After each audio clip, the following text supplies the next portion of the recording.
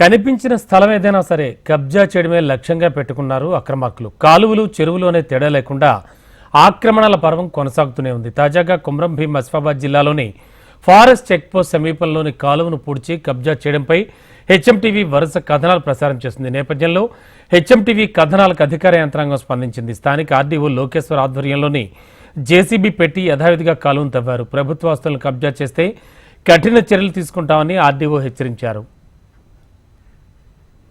Stream ఇది ఈ స్ట్రీమ్ని మొత్తం ఆపేసే విధంగా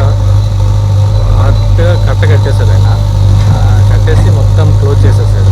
క్లోజ్ చేసి కిందన ఒక పైప్ వేసినట్టున్నాడు.